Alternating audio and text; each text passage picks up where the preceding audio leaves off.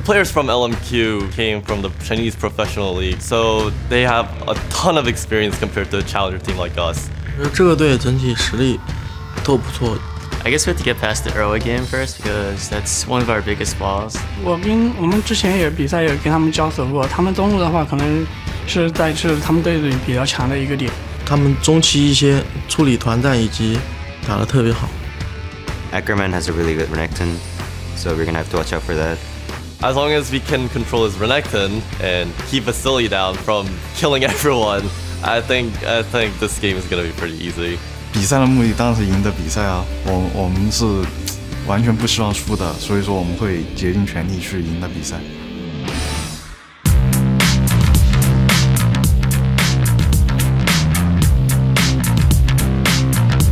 Welcome back to the LCS stage, everyone. As you just saw today, we crowned the champion of the second North American Challenger Series.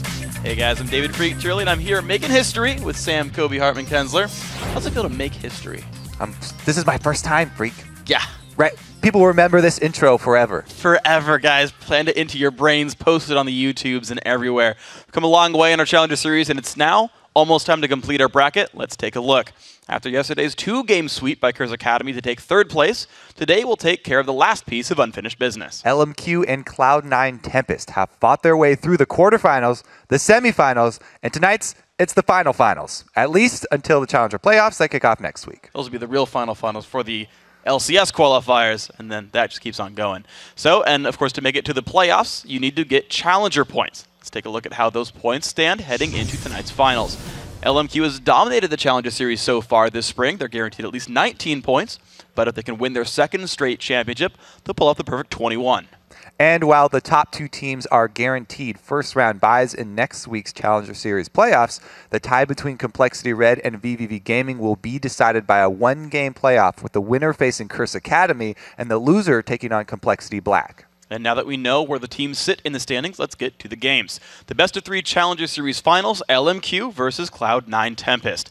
Now, while LMQ is the clear favorite to repeat as Challenger Series champs, they're not the unbeatable juggernaut that we hyped up heading into the first Challenger Finals. Okay, to be fair, LMQ lost their first game of the 2nd Challenger Series back in the quarterfinals. Team 8 killed LMQ 24 times on their way to taking down the Series 1 champs.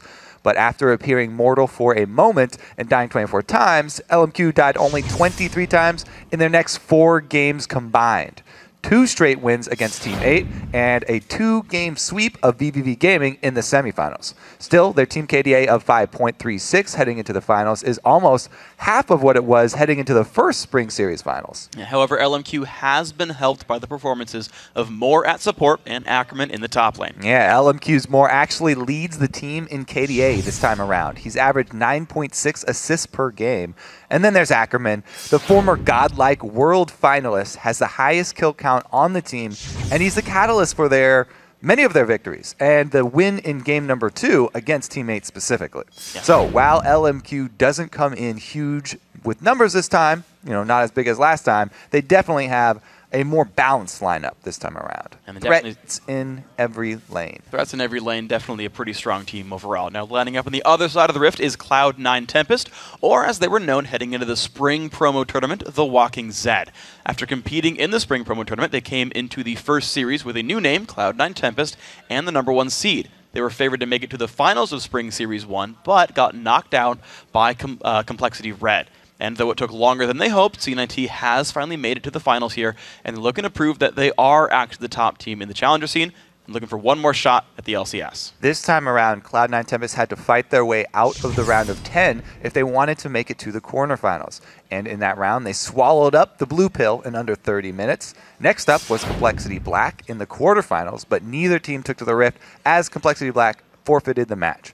Then last week in the semifinals, Cloud9 Tempest took out Curse Academy, the team who swept VVV Gaming last night. And a big reason for that success heading into the finals is their new AD carry Altec. He replaced Bobby Hank-Hill from the spring promo tournament, and he's put up the kind of numbers you expect to see from a champion. Altec was unkillable in their first 2 games. He put up double-digit kill performances twice, and he's the guy with the biggest KDA up on that stage. And while Altec's numbers are huge, we can't forget the guy setting up a lot of those kills. It's Gleebglarbu. He's more than just a tongue twister to say. He gift wraps enemies for Altec to knock down. He's actually averaged 12.5 assists per game as he combines with Altec to form the deadliest bottom lane in the Challenger Series right now. Yeah, so let's get ourselves to tonight's starting lineups. On the blue side, defending champions LMQ. Ackerman in the top lane, NoName in the jungle, XiaoWeiXiao at mid, Vasilii on AD carry, and more at support. And coming in on the red side, it's Cloud9 Tempest. Up top is Yazuki. In the jungle is Kez. Bischu is at mid, Altec on AD carry, and Gleebglarbu supporting. So it's going to be a very interesting matchup to watch because a lot of these guys are hitting fairly similar champion pools. The main one, I think I want to point out, is the mid lane. They're both like really big farm-heavy champion players. The big ones are like Orianna and Nidalee for both these guys, the sort of big backline ones who can carry a game, but aren't there just because they're going to jump in your face and assassinate you. Well, we just saw Bjergsen making good use of that Nidalee in the TSM game. They actually had a huge comeback with that champion. So, yeah, Nidalee going to be hotly contested in this pick ban phase. They also said during the video that Renekton, God likes Renekton, Ackerman's Renekton was going to be a big point. I wonder if they're actually going to ban it, because they said control his Renekton. They didn't say anything about banning him out. They may have a plan to try and actually let him have it and control him. Vasilii was also mentioned in that video. Definitely a very scary AD carry. Even people like Double F taking notes from him. Yeah, and it's worth pointing out that we're on 4.4 right now. So the thing we've been seeing a lot from teams right now is 2v1 lane swaps. Yeah. And that is one way to control a reckless top laner, is just, well, you're not going to be in your lane. It's going to be a 1v3. Go peace out, do something else. And that could be one of the ways to do it. Otherwise, you've got to watch out for things like first pick Lulu. LMQ are the top seed coming in, so they get first dibs. They get blue side in game one. We see Lulu tends to be incredibly scary. I doubt that champion goes through on either side here. And so you kind of get like dwindled bans. Like you could ban Renekton, but it lowers your options elsewhere. Yeah, I mean, there's so many things right now that you have to be worried about. Not only the Lulu, but Kha'Zix. Yeah. Ridiculous at this point. I don't think they want to let NoName have that one either. Yeah, did you know actually about NoName's Kha'Zix? Before it was cool, he was a big Kha'Zix jungler, and before it was cool, he was doing Lizard Elder Hexdrinker tank, which is now like the default jungle Kha'Zix build. I liked it before it was cool because now he's banned all the time and you don't get to use him anymore. Nope. Jungle Fiora, though, not banned. Still not cool. So you get to keep using her. Exactly. I get to keep using her. What's your success with that champion? 0 losses? Over 50. Okay. I have over 50% win. You win more than you lose in Diamond 1 Jungle Fiora. Just saying, guys, bring it out here. So, of course, the guys are getting themselves into the lineup, and it's interesting to see sort of how the teams change because LMQ have pretty much kept the same lineup the whole time through. There were some rumored changes, but none have actually panned out. I've heard talks like maybe Uzi comes in, maybe they lane swap, but they're holding the same lineup here, and they've been very consistent. They've remained the top challenger team in North America. You have something to say? I was going to let you finish your point first. You just got really animated, and I was like, I'm waiting, because you're talking about all their consistency and lane swaps, and they had some interesting choices in a couple of actual tournament games where they're just throwing everybody around, little musical chairs, just trying out new roles in a tournament situation live, and it didn't turn out that well. But I think this time around, everybody's going to be sticking to their main role. Most likely. As they're playing for a lot of money and the championship here. Championship here, of course. Yeah, first place points are locked in, but they know the eyes are on them now. The LCS teams, the ones especially sort of towards the bottom half of the standings, going to be watching them saying, look, if we have to play you, we've got to be ready for this one. So putting on a good performance and not get picked by the best. They want to keep that reputation of being like, you do not want to play us. Yeah, exactly. That reputation for a challenger team is worth everything because the LCS teams are going to be the ones picking who they go against. So if you have this great reputation of being the best challenger team and having nobody want to face you, you're going to get the weakest LCS team when you go and try and get into the LCS. Yeah, and I mean, think about sort of what happened here, right? Like, if you believe the standings as they are right now, like Coast coming into the week with 6th place, I believe they're tied for 5th right now, but like, think about that and it's like, well, Coast crushed the challenger scene coming into the spring split. And they were just like by far the dominant team, barely dropped any maps. We're basically in LMQ's shoes right now. And it's like, okay, well now LMQ are holding on to that. And as you see, like, a team that's crushing challenger like Coast is having a hard time in the LCS. And so you look at, okay, well, you know, they're trading games against some of the LCS teams here. LMQ's got to be like, well, if we play like Curse or Dignitas or someone, like, that's a scary place for them. I mean, you're right. Getting the reputation out there, playing, you know, the 8th place team and getting picked last, that's a good thing for them to try to get in the LCS. Yeah, that kind of feeds into the thing that we were talking about today with Coast beating a lot of the teams that are below them, but losing to the teams that are ranked higher. They beat a lot of the challenger teams, which are considered below the LCS, but holds true pretty much. Inside LCS or out. Yep. So LMQ, pretty consistent force coming into this one, but the picks and bans are coming through. First pick, Renekton, was allowed. We get the bans up on your screen. It was actually Lulu, LeBlanc, and Kha'Zix, that Cloud9 Tempest band. The bans that came out from LMQ were Ziggs, Evelynn, and Elise. So once we get the icons up on your screen, you'll be able to see that for yourself, but it was actually a number of mid lane bans and Kha'Zix, which did allow top lane Renekton. Yeah, so given away there, I mean, they talked about in the video, I guess, that they wanted to control the Renekton. They're not going to ban it away. Lulu and Kha'Zix definitely a higher priority, as well the LeBlanc, definitely very strong champion right now, but it did leave up that one we were talking about so much. Nidalee for the mid lane has been a really big champion for both of these players. Yeah. And it's kind of no surprise that the default answer to the Nidalee is the Orianna, the other one. So everything pretty much playing out exactly as expected so far for both of these teams. They're both probably feeling confident with the beginning of this pick's bans. Yeah, and what I want to see, actually, LMQ is really touted as being very early game aggressive. I mean, they come from China where they're all about early game aggression in the first place, but these guys tend to win their lanes by dominating lanes early game, getting really good jungle ganks in. I feel like I would see Lee Sin come through here for NoName to help accentuate that further, on top of the fact they have a Caitlyn for the AD carry, the Renekton for the top lane. But Cloud9 Tempest, you can see by how quickly they're picking, have predicted all these picks. They knew top lane first pick Renekton was likely. They got everything they wanted to play here to hold up strong lanes. Right, so the last pick really left up here for Cloud9 Tempest is the answer to Renekton. They said they wanted to control it. Now, do you go with the Xian pick into Renekton, in which case you're trying to weather the storm and make your global plays using your ultimate? Or do you go with something like Trundle, where he can actually, you know, go head-to-head sometimes with Trundle? And as we saw, if the Renekton player messes up, you know, Nien actually got a solo kill up top versus Benny's Renekton. So it's a big possibility. There's a third one I wanted to bring up as well, which is the Shyvana pick. Because it works well in the 2v1. Shyvana's a great jungler early game. And you can actually poach a couple of camps, sacrifice a turret, and have a level lead by the time the lanes just return to normal. Yazuki, a big Shyvana player overall. So C9T, it's weird. Like, I want to kind of keep breathing in these picks because LMQ basically got every single champion they like to play. Yeah, same thing for Cloud9 Tempest though. Cloud9, Yazuki loves Shyvana. Like, this is exact Bischu on Nidalee. Both teams, as we said, for the beginning of this pick's fan phase, they're both feeling confident. Feel like they both expected everything that played out here as well. And you could see that also in the speed at which they lock these champions in. Yeah. Nobody caught off guard here. No surprises. I think this is going to be a real test. This first game is pretty much the litmus test for pretty much the whole matchup, I think, how it's going to go. Because this is everybody playing at what they expected to use. Exactly. They come into Champ Select, they say, no alarms, no surprises, please. Let's come in and play our normal setup. They're playing completely normal stuff for themselves and saying, okay, is our default better than your default? And the thing is, these guys haven't played against each other very much recently. They just played in the NACL semifinals that went in a very close 2-1 to LMQ. C9T had the ability to win that one. Close game, didn't quite pull it out. And so these guys know that they butt heads really closely. And they actually have kind of bloodbaths of games, actually, when they go into the matches. So I think a lot of it actually is going to become, can the junglers turn things around? Because Lee Sin and Pantheon, both huge playmakers.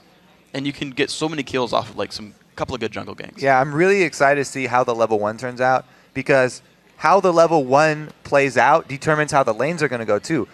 The side lanes with the AD carry and support, are they going to lane swap due to late blue buff invades or something like that?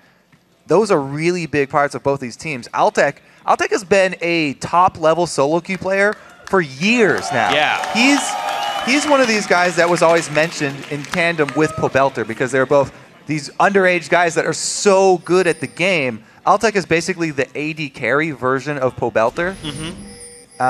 He's extremely good. He's always been at the top of the solo queue ladder. Yeah. And he's actually proven that his solo queue skill translates very well into rank 5's success as well.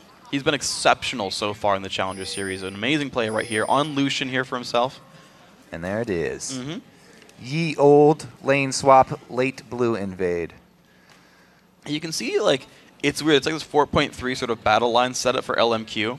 They're just watching for the invades, happy to play a very safe and passive level 1. But C9T, of course, you can see they are all grouped up. Gleebglarbu actually opened up with an early ward and put it down by the Dragon Pit. So C9T will see if LMQ goes for a late blue invade themselves, but otherwise are going to be ready to play aggressive. Now, Pantheon does not want to start his W, the stun. So he hasn't leveled anything up yet. And I don't think even if they do collapse and down and see Renekton that he will go for it. They'll probably rely on that death sentence, but it is an option. A W into death sentence could get you a flash from that Renekton. Yeah, if he learns... I'd just be sad if you like flash hook and you just like learn slice and dice and pieces out over a wall and you're like, not worth it. Well, that would make it hard for Ackerman to jungle then. True. It would slow that one since down. he is in a 2 versus 1 situation. Well, here we go. The invade starts out 4 people for C9T. They're going to send Bischu's Nidalee to the mid lane. And Kez does start Q. No one's going to be around to steal. And remember, the ward is down for C9T. They know that Moore has just warded this blue buff. So basically, C9T have gained a few seconds by being the first ones to start off that blue invade. Lucian going to have to do his red by himself. NoName going to chug a few extra health potions. It's pretty much the only thing that actually came out of that early invade. Shyvana actually hasn't gotten much experience yet, so he's going to be double jungling with Pantheon, whereas Renekton is actually going to be holding his own, doing the Wraith camp all by himself.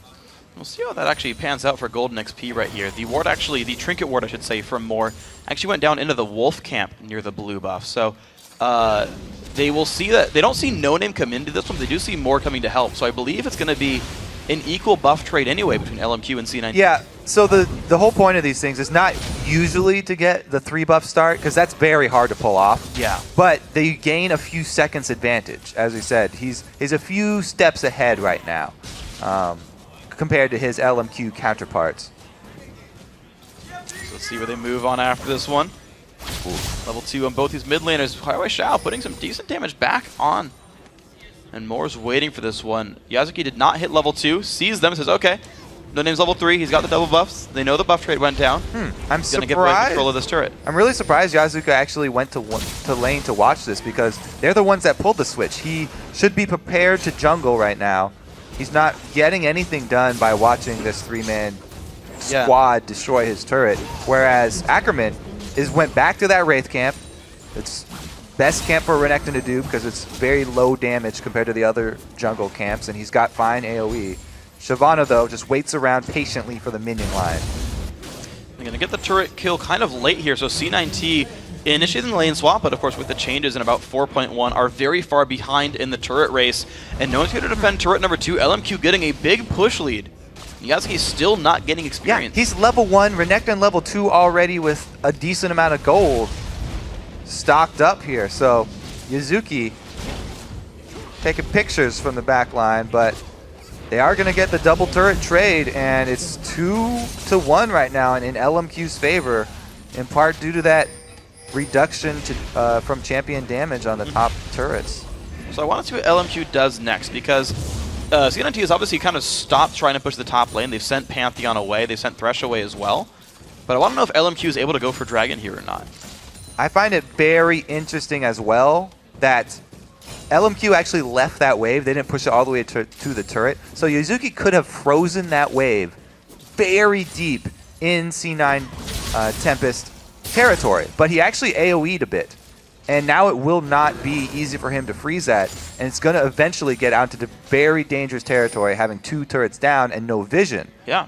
So he's opted to try and get more control back over the map by pushing this wave back out and not wanting to give up an early dragon, instead of freezing that lane and securing his team basically a free lane of CS. Yeah, but look what LMQ is going for, honestly. Talking about free lane of CS, Bischu's been pushed almost out of this lane there. No mana, no potions left, only half HP. LMQ, meanwhile, sent everyone to the mid lane here just to push this down. This entire team very good at hitting turrets, and I don't know if C9T can hold this. Yeah, especially with the Annie support. One of Moore's favorites. He goes in for it. First Blood picked up, jumps toward NoName, flashes over the wall. First Blood under the turret and gets out. LMQ early game is great. All right. No, if you're not a fan of NoName just for that move, then there's something wrong with you, because he took a very dangerous Lucian Q all the way deep under the turret and gets out alive. One of the few times that Lee Syndrome actually pays off for you. You just got to get the mechanics to get out of that one afterwards. So very well played here. C9T Still trying to defend, but they even pull Ackerman down. 6 man. 6 minutes in, they pull all 5. And they're going to get it too. Rewarded for their efforts.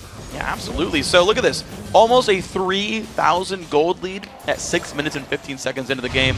As walking by a ward. Let's check that dive again. All right, so early Q from Lucian. It's about to run out. He takes it right as it is going to. Ward hop into flash.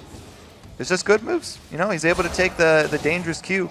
I'm glad he went for it because now we'll give other Lucians the confidence to do that. Yeah. And we can see more blood. That'd be always great. And he tried to make the right choice. He started channeling his Q up. If he landed the hook, he would have not taken damage by, you know, knocking him out midair. But, of course, didn't happen here. Well played by NoName. You got actually a very gigantic minion lead in the mid lane. XiaoWeiXiao at 45 to the 22 of Bischu. Big lead there. Top laner is the same kind of situation. Then the guy who's really holding up for C9T right now is Altec with the Lucian. The 2 vs 1 that was initiated by a Cloud9 did not go in their favor. They handled it very poorly. And it cost all of their lanes, actually. It did not just affect Yazuki. It was everybody. Yeah, XiaoWeiXiao got to push with impunity, knowing that Kez was over in the top lane. Got to shove against a Pantheon, which is very risky, to be completely honest, but it worked out for him. Yeah, plus he bought a bunch of friends, and they shove in a Nidalee. Nidalee, one of her main weaknesses is the early laning pre-6. You know, she has no wave clear at all. She's all about trying to sustain in that lane and just try and keep her CS up. If you get these early switches, and then you bring over a Caitlyn Annie to your lane, then you can just destroy that Nidalee's early game. And Bischu's definitely going to have a painful time getting back in. So let's see now what LMQ does with this early lead. Of course, with gold, the gold is actually pretty well spread out, so it's a couple of small advantages per lane. So it's like an extra Fiendish Codec, which is fair for XiaoWeiXiao. Extra boots of speed for Vasilii's Caitlyn across his opponent. The jump in from NoName, though, it's going to be the push onto the blue buff. Teleport comes in. C9T picks something up. Nice distortion, going to slow him down. No javelin lands either. NoName does have smite. Gleebglarbu lands. Pull onto Vasilii. Javelin lands as well. More not in a good spot. 300 health to flash. The jump from Kez. Kill picked up. 1-1 on the scoreboard here. Vasilii and Ackerman now are there as well. Shockwave flashed. Flashed by Bischu, but now control this buff, and this pink ward is not in the brush. So LMQ going to take that one out rather quickly, and C9T going to give away control in a 5v4. Yeah, they were chunked down pretty well by the beginning of that fight. But it is the blue buff stolen away. Nidalee, as we said so many times before, loves to try and keep those blue buffs active. It allows her to gain so much control because you're going to miss a few spears. And you're going to need the mana regen to get that back up. But LMQ, even though they lose a man in the fight, they retain control of the map. So see what else they can do with this one. Dragon goes down for now about 3,000 gold, so about the same lead so far here for LMQ. But where else can they move with this one? Mid lane, just the wave clear. Bischu being well afraid of XiaoWeiXiao's burst. Does not want to take more damage here. He's got a long way to go till Bischu gets some real ability power.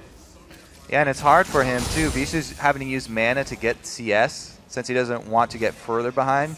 And he doesn't have that blue buff to rely on. So he has very, very few opportunities to go aggressive at all in this lane. And look how far XiaoWeiXiao is up with 0 vision on either side of him.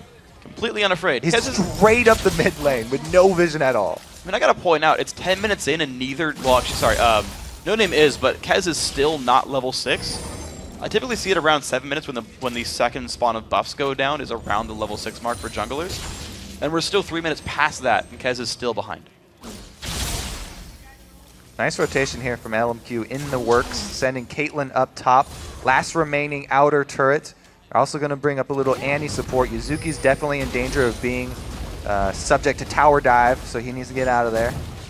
And what a great roam by LMQ. They pull their entire dual lane plus top laner. So normally on opposite sides of the map, at 10.5 minutes in, they're going to start pushing this top lane turret. Ackerman will tank it for, but he's going to take some damage here. It's going to hurt. He's going to be okay, though. So LMQ, they're playing such a good rotation game. Their map movements are completely what's beating C9T right here. Tag him. Oh, he cancels anyway. Yazuki shot in the back of the head. BF sword there for Vasilii. Same for Altec. So these two AD carries are keeping the same amount of threat as far as damage is concerned. But you've got a long way to go everywhere else. But how fast will LMQ take this game? XiaoWeiXiao on defensive duty, going to rotate to the bottom lane to hold this turret.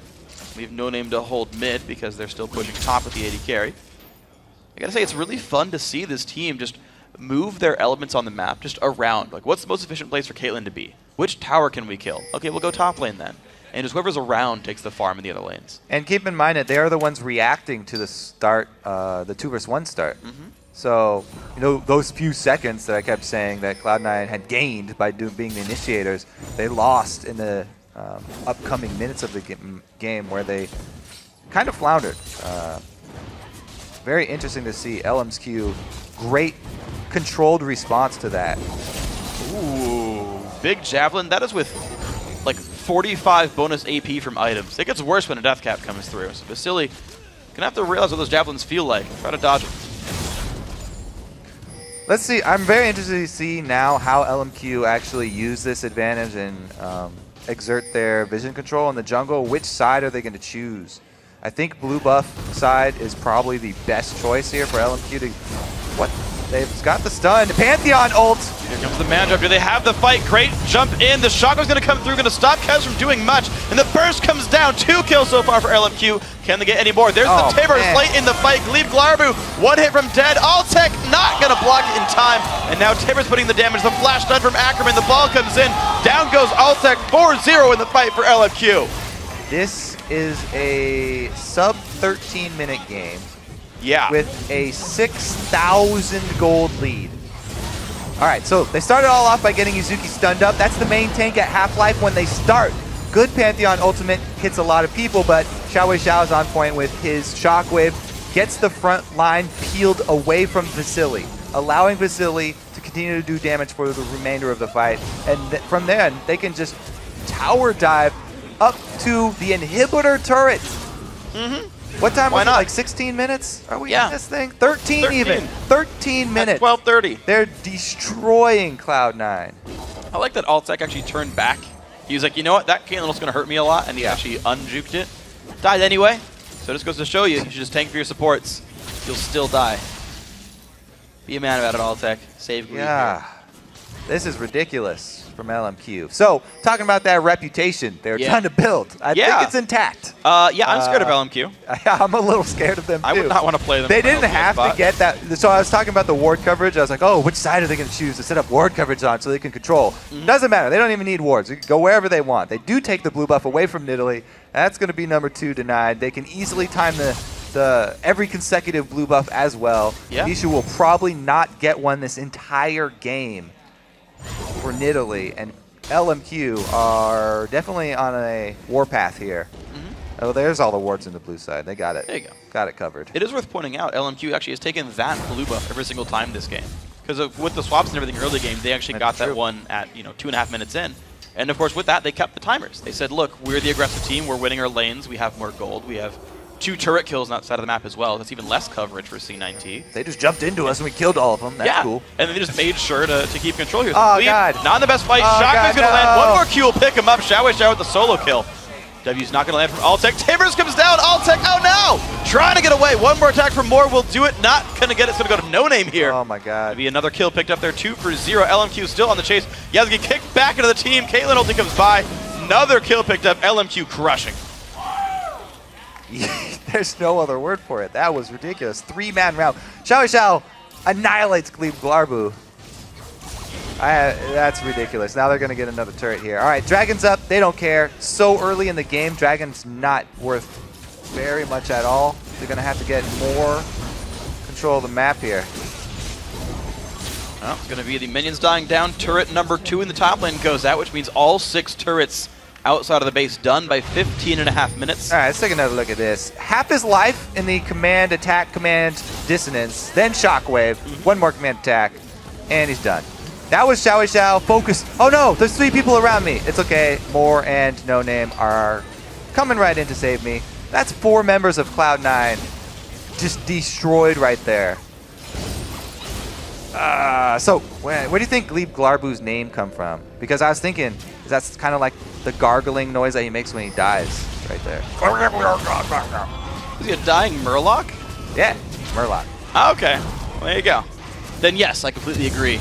Oh man, This game is brutal. So I feel like by the time you started playing, Thresh wasn't out yet. So. Yeah. I was being facetious. I know. Okay, good. I'm just glad we're on the same page. I was hoping to deduce with you. We are detectives after all. We go. Wolves taking some damage. Doing okay. Moore's now starting to control Baron. I mean, it just barely spawned now. 16.5 minutes in. Like, that wasn't even an objective 2 minutes ago. And LMQ says, okay, we're going to make sure we control this area of the map to make sure, you know, no comeback potential. I think Baron has more stats than C9T's team combined. I think Baron would just kill their whole... Oh, man. It's painful to watch, guys. I'm sorry. Too soon, Freak. Too soon. Too soon for what? 17 minutes in. All right. Ackerman's now got a red buff, so that's going to be painful. All right. They can send 3 members at him, though. They got Gleeb plus Yazuki headed up top. Yep. Trying to take down the godlike Renekton. Nope, just kidding. He's running towards him. Gabriel's got a coin. Doesn't help him with combat much. He's going to get out. He's safe. He's safe. He's good. He's got boots of Moby. Gets him out of that fight. More lurking around in the jungle as well. LMQ are controlling the Baron area. The top lane, or the top jungle is warded up by these guys. Less coverage over the blue buff, but might just be theirs anyway. Setting up a trap now.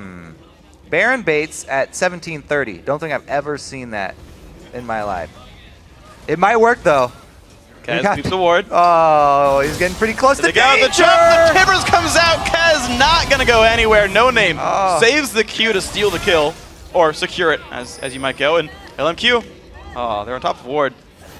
They know about this. 50, wait, kill that thing, you get gold. 50 gold. They need that gold. Tibbers is objective. He's an objective. Yeah, good amount of money right there. They is it a she? Is the teddy bear? No. What gender is the teddy bear? I think Tibbers is a dude. Okay. Sounds like a dude name. Tibbers is a masculine name. All right. I believe. Yeah, you should. I mean, right now, it might just be Annie, though. I can't tell by the costumes. I don't know which one's which. That skin is just confusing, Freak. I mean, I can't tell Blitzwing's in my game half the time. I can't tell if it's Annie or Tibbers out half the time. Like, I don't even understand. Renekton wants a piece of Yazuki. Yazuki was getting some good, clean farm up there, uncontested. Yeah. So, LMQ want to put a stop to that. They don't want any money going into the hands of Cloud9. They want to keep this ridiculous gold lead. And they're really far ahead. And I'm trying to think of like what they're doing now to close the game out completely. They set up a Baron bait, but only got 1 kill for it. Blue buff again goes to XiaoWeiXiao. He's happy. But the front line of this team is building extremely tanky. Ackerman did go Sunfire, but no Hydra, no Tiamat. Even NoName just went Ancient Golem. I haven't seen Ancient Golem Lee Sin in a while. So I do like that they're kind of waiting for armor until they want to go for the tower dives on inhibitor turrets, because LMQ got such a ridiculous lead this early that that's really how they want to end this game, but they have to be careful, not overextend themselves. So they're waiting a little bit until they get more armor. Now, Renekton got the magic resistance just to fight Shyvana early, so he hasn't been able to stack pure armor, so it's going to take him a little bit longer. But NoName's also doing his part, so they can actually change turret aggro from one to another, and then that counting the extra armor from Orianna's ball will definitely help out here.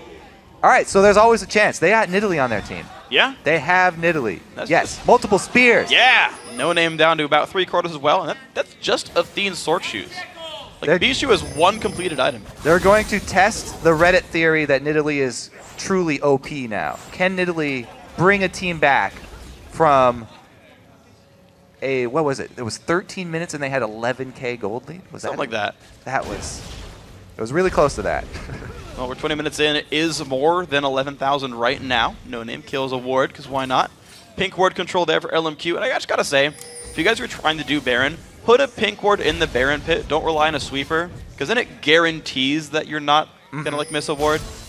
So yeah, the sweepers are slightly smaller than Dragon and Baron Pit. Yeah. So if there's a ward on the wall, like super close to the wall, you won't see it. And you'll have this false confidence that you're doing your Dragon or Baron uncontested, but the other team may have vision of it. I love the teams that sit in the brush baiting Baron, but there's a ward on Baron. That they didn't see because their sweeper was too small? And they're just like, they're going to get us. They're going to walk in. And the other team's like, they're not doing Baron. We're not going to face check. Baron bait version 2 here. LMQ setting up in the same bush. Oh, different brush. Kez goes around the other side, though. Can he Mind get games. a ward over there?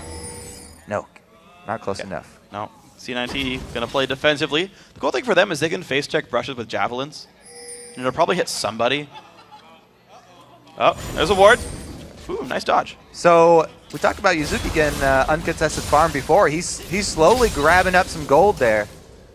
He's penny pinching up in the top lane, getting some extra money for himself. They need a strong tank in them to try and be the point man here. And he's got TP. He can keep moving to these side lanes and getting a lot of extra spare farm and catching up in levels. Level 12 right now. He's actually equal level to Ackerman. That's great work. That's not bad. Yeah, they need to claw their way back into this game. It's baby steps, Freak. Baby steps. Well, what better way to claw your way back in with the dragon? I was hoping you'd take that. Yep. one. And Nidalee. It's great. They've also got Altec. So this is just a dangerous move, but it's some little risk that you have to take when you're this far behind. He goes to farm that bottom lane, even though they have 0 ward coverage. He gets the wave, and he actually backs up just in time as LMQ go to claim their dragon. Yes. Their own dragon on the map. The other one, Yazuki, refuses to die much. So, Ackerman still chilling on the top lane. Yazuki was going to face up against him, though the item builds are fairly close in power. LMQ happy to play a bit slower. They're going to recall back for big item buys, and I think this is signaling a final attack, I think. Yeah. Everybody, get everything you need, all your supplies. We're going to be on a field trip, not coming back to home for a while here. Get your signatures. It's actually very fitting for LMQ. Looks like they did not decide to go out in pairs, though. Everybody going back to different lanes. Shoving all 3 lanes with... Oh, no. So he's going to red buff there. Vasilii picking up the red for Caitlyn. Yeah, Xiao the same for... That'll help. Yep. I want to say they actually timed their buys off of the buff spawns as well, saying, hey, one last trip, go buy, grab buffs, then go into for the fights. You want to say that. I want to say it's true. I mean, they're an exceptionally good team. The amount of advantages they've taken, the way they've been able to time buffs in the enemy territory, I believe it. I believe it. Now, they also, you know, this distortion on more... They're going to use Flash Tibbers when they get up to a turret. They're going, if anybody gets out of position, it's going to be this anti-initiate. And everybody on C9T has pretty low HP. Sans Yazuki there on Shyvana. So if he's able to get anybody besides Yazuki stunned up, they have the damage to kill any of those targets in the duration of the stun. Well, they chunked more down to half HP. He's got to sit by some dying enemy minions if he wants to get his health back up. It's going to give him about 25 health or so per wave, actually. It's not too bad. Doesn't work on jungle. No, this is less useful for more. Yeah. But if he gets next to a wave, it'll be okay. Yazuki, first wave by Ackerman. Shockwave, not Shockwave, Dissonance. Kills some Wraiths, why not? All right, let's see how this siege plays out. Nidalee Spears, they're going to need quite a few of them onto the squishier targets. Moore is a great target. If they can get another couple onto Moore, then that'll be the main initiation. Not looking too good. The other thing they have to worry about is the ball placement. Keep your eyes on XiaoWeiXiao's ball. Ooh, I like this! Proxying the wave here. If the minions are not up at the turret gains all this armor and magic resistance, makes shoving in very, very hard. I like the play from Yazuki here. It's a last-ditch effort. Oh, they landed that play in. XiaoWeiXiao forces a flash away, hits a box wall though. The javelin not quite gonna land into the back lines. That was it. That was the play. Oh, he gets it with the man drop. Pantheon man drops in, takes down Yazuki though. Oh, he gets kicked over a wall. Dragon's back over, gets help from Bischu. Gonna look for a couple of javelins. Red buff slow. They live. They gotta kill him. They live. C9T with a shutdown on XiaoWeiXiao. Come on, crowd. Where's the chance? That was a huge play to make being down this much gold. Well, last time in the situation, they chanted USA for the Israeli junglers, so now they're shell-shocked. There's no more chance. That was too much for you. C9T trying to hold on. Of course, they're doing the best they can. 25.5 minutes in. Still the wave clear from Altec. Take another look here. Gleebglarbu with the death sentence plus spear at the same time. So Bischu and Gleeb both have the exact same aim right there. He's able to get another one in, and then he thinks he's safe here. And you're dead. Beautiful dunk. What a dunk from Kez. Absolutely great play right there. So now Moore is going to be chilling up, going over towards the top jungle again. Now the wards haven't really been swept out that much away from LMQ. Their pink ward still stays in the Baron pit. Upgraded sweeper. That's going to be great because you will be able to see every inch of that Baron pit as well. Ackerman trying to duel up here with Yazuki for the double golem, and he does claim the double golem as his own. Let's see what LMQ do for round 2, because round 1, what a great answer from C9T. They're down so much they can't fight, so they proxy the midline wave, and they also get a pick. LMQ happy to go off of a single caster minion right here and a couple of shields in. Gonna do some decent damage, low health. Barely dodging that death sentence. So they're using the shield, the Orianna shield, to tank up turret shots while Vasilii is able to get damage down on this turret. This could be the last wave. Ult pop Ackerman, extra health, jumps in, stuns up Kez, and now the fight has begun. Who's going to find what? Inhibitor taking damage down to 2/3. Shockwave finds Kez. He gets out. Tibbers does not land onto him. Going to be the escape here from C9T. In comes Yazuki, kicked back away by NoName. He's going to run away from this one. Tibbers and Andy getting away as well. Bischu looking for a couple more javelins, won't find any. Oh god, XiaoWeiXiao's Orianna does so much damage right now. It's painful to watch. Kez with 0 magic resistance to speak of. Just some health stacking there, does go down. And LMQ get what they came for. Inhibitor turret down. Inhibitor turret down. Inhibitor itself does stay up, but it does mean more gold into the pockets of LMQ. Looks like they will coordinate a recall, but that does give away some time here in the mid lane. C9T with a numbers lead here for the mid lane. They're looking for damage in this turret. 12,000 gold behind. Can't get enough damage down to kill it, though. Looks like Vasilii is scary enough to push him back. Alright, so exposed inhibitor, that should probably be the next battlefield here for LMQ. Waiting on that shockwave, though. I don't know if they'll actually wait for the full cooldown on Tibbers to come back up. Probably will, because they've got plenty of other stuff to do. A lot of money on the map for them to take. Vasilii trying to go clean up down here. Look at these farm there on Altec, though. Great job by him. They've been feeding the side lane farm, by the way. As I said before, pointed out when he takes that chance. He's a blind lane. There are minions there, so he takes a chance to go and get it. And then try and escape after he quickly clears a wave. Oh, LMQ going to keep the timer on the Dragon Kill. One of their big sources of gold right here for themselves. About 200 gold a person for that one. They're still controlling the jungle as best they can. So if we take this really, really far in the future, and C9 are able to continually defend here, as far as late game goes, if they are able to even up or even get close in that gold, full tank Lee Sin doesn't scale that well. Renekton will get outscaled by Shyvana if they can actually get some gold. I mean, there's a whole bunch of gold they have to make up for that to be true, but eventually Cloud9 will have the advantage if they can get it to full item builds. 25 minutes in the future, we're going to see a very, very close game. I mean, honestly, I'm still impressed by the fact that C9T has been down that far and then hasn't given up kills really at all for the last 14 minutes or so. Yeah. Like, they got tower dived that inhibitor turret and then was like, okay, we'll wave clear forever and not let you in. And LMQ, they have Annie, Caitlyn, Orianna. Like, they've got champions who can hit turrets from afar. They've got tanks in the front line. But they're holding, LMQ is being held back by C9T. Bischu hitting javelins.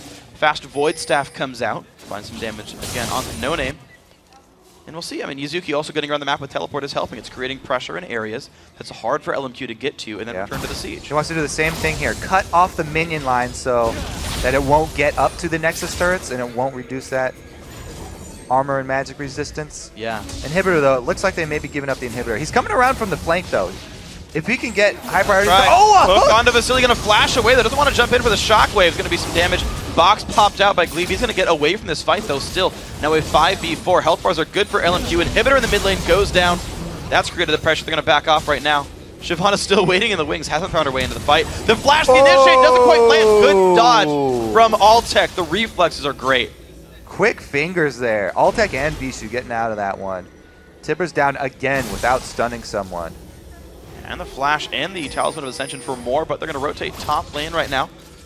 Health bars are back to full for C9T. LMQ in a pretty good spot. Not completely full HP, but they're okay. I wonder if they can keep sieging, though. The first super minion wave is spawning now. Yeah, so Cloud9 can afford to give up one inhibitor, but they cannot afford to give up two. Two inhibitors, double super minion stacking, would definitely be enough for LMQ to end the game. See what they can do. Top turret down to half HP. LMQ Just looking for some damage. They get pushed back. Shyvana still in the wings, though. They want... Ooh, wow. Spear. Another great spear under NoName.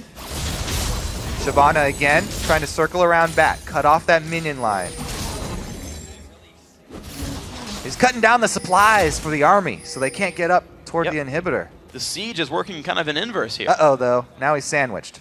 And not a lot of good places to go. Moore does have a stun available.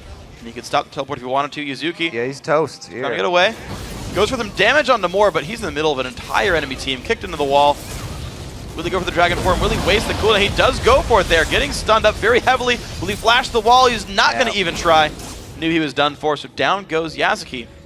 LMQ, are they going to start Baron or are they going to siege somewhere else? Yeah, when do they sort of give up on this siege and actually decide to just take Baron?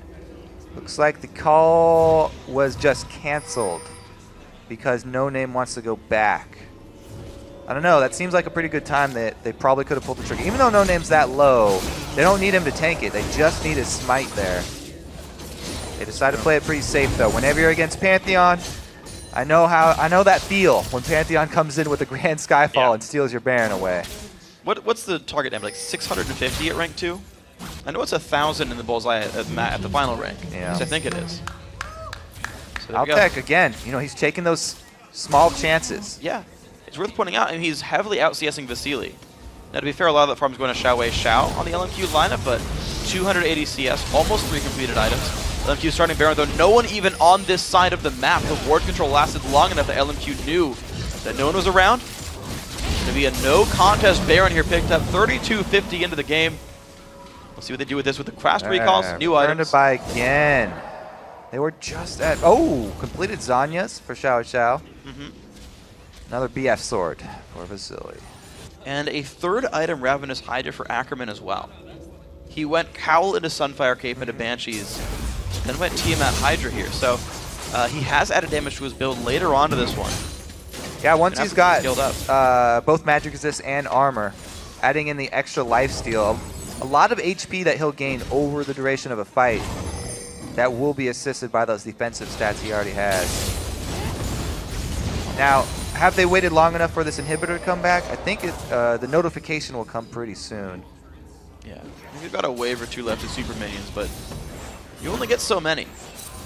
C9T happy to try to keep clearing things away. You can see the super minions there in the mid lane, keeping the pressure on. Kez being forced to defend these for now. Spears do nothing to Ackerman now. He can heal them up very quickly. So he's going to want to try and take every single one. Ulti comes out from Lucian, going to keep trying to build time. Ackerman blocks some of them up. Only 2 minions left. He's going to get killed off. Ooh, Altec's really low on mana. He needs to go back. Gotta be careful. Glebe gonna get stunned up by Tibbers, and down he goes. Kill picked up by Moore. And the siege might just start with Tibbers taking up the turret damage. Half HP on this one. Altec's gonna get himself back into the fight soon enough, but it's a 5v4 anyway. Ulti pop by Ackerman. Top inhibitor now available for siege. Going down rather quickly as well. LMQ into the base again.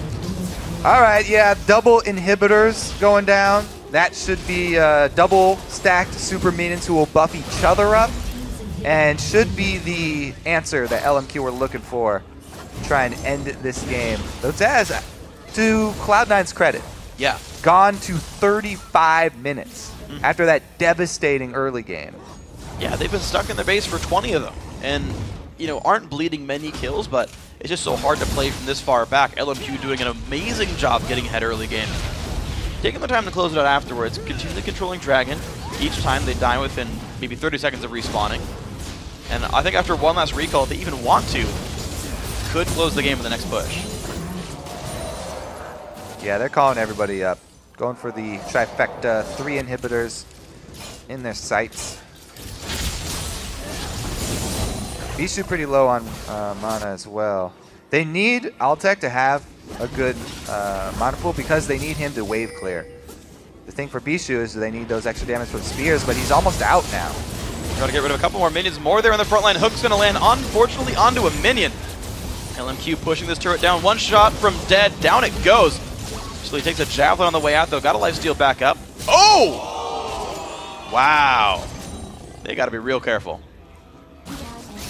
Scumbag XiaoWeiXiao going to kill all the minions. Nothing for Vasilii to lifesteal off over there, so he has to go lifesteal off the white instead. It's the white choice, though. It's his health back up. Rolls maybe next. Here comes the Pantheon. There's no Caitlyn. Can the damage come through? Looks in. He's coming, for XiaoWeiXiao. In comes Yazuki into the back lines as well. Bischu not a good spot. Vasilii shows up. Shockwave's going to land 2, 3 kills. Make that 4 now. Only Altec left alive. LMQ, 36 minutes in, going to bring themselves game 1 of the finals. All right, yeah, the desperation movement from Cloud9. Can't really blame them for that one. Tried to make something happen, but LMQ with a dominating performance today. First game, easily going in their favor. I gotta say, the first, 12 minutes of that game were so well played here by LMQ, taking them down. The rotations were better, the ganks were better, everything was just better. Yeah, silence from them too, because they were pretty sure how that was going to end after those first 13 minutes. Yeah, they took their time with it though. Yeah, they took another 20 minutes to close the rest of it out, saying, we'll control the Baron area, but they only found 1 or 2 picks doing it. Decided, after the 6 turrets down, well, we'll get dragons on cooldown, we'll get every blue and red buff, we'll strangle the gold, we'll keep it ahead, but really took their time for the sieges, said, let's wait till item 3.